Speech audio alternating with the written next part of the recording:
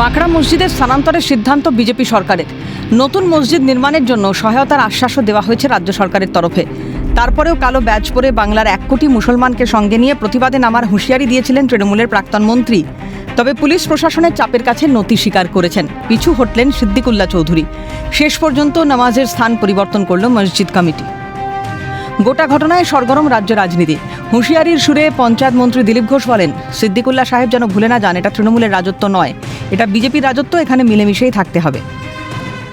সিদ্দিকুল্লাহ এটা যেন ভুলে না যান, এটা টিএমসি রাজত্ব নয়, বিজেপির রাজত্ব।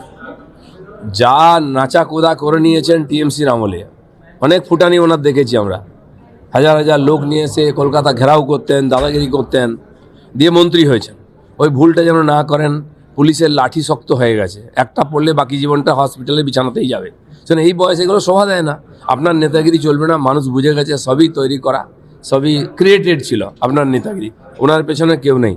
আর এখানকার মুসলিম সমাজও জেনে গেছে এখানে বাকি লোকেদের মতো মিলেমিশেই থাকতে হবে। পলিটিক্যাল এজেন্ডার জন্য মানুষকে উস্কে কোনো লাভ হবে না, কড়া প্রতিক্রিয়া পুর নগরোন্নয়ন মন্ত্রী অগ্নিমিত্রা পালের। এখন ওই পলিটিক্যাল এজেন্ডার জন্য মানুষকে উস্কে 15 বছর, যেভাবে 15 বছর নয় 50 বছর পিছিয়ে দিয়েছেন, কেন করছেন এগুলো?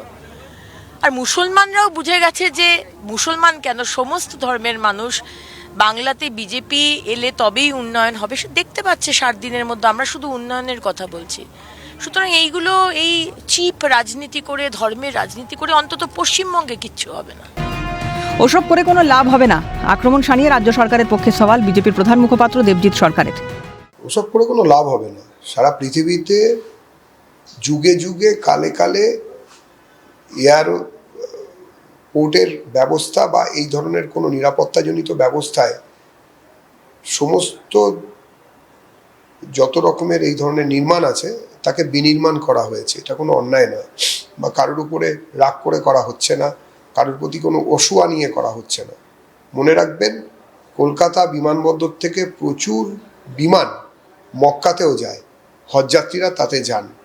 পুণ্যার্থী হজযাত্রীরা যদি ওঠা বা নামার সময় এই মসজিদ থাকার কারণে নিরাপত্তাজনিত অসুবিধে হওয়ার জন্য প্লেন সোজা নামতে পারে না, প্লেনকে একটু ঘুরে ঘুরে নাকি নামতে হয় এই নির্মাণটি থাকার জন্য। তাতে এই পুণ্যার্থীদেরও অসুবিধে হতে পারে। সুতরাং এই জিনিস চলতে দেওয়া যাবে না। প্রতিবাদ করা আমাদের গণতান্ত্রিক অধিকার, কিন্তু সেটা যেন গণতান্ত্রিক পদ্ধতিতেই হয়, প্রতিক্রিয়া আইএসএফ বিধায়ক নওশাদ সিদ্দিকীর। তবে প্রতিবাদ করা আমাদের গণতান্ত্রিক অধিকার, প্রতিবাদ করতে হবে, অন্যায় হলে সে প্রতিবাদ হবেই, কিন্তু প্রতিবাদটা যেন গণতন্ত্রের মধ্যে আবদ্ধ থাকে, ডেমোক্রেটিক হতে হয়।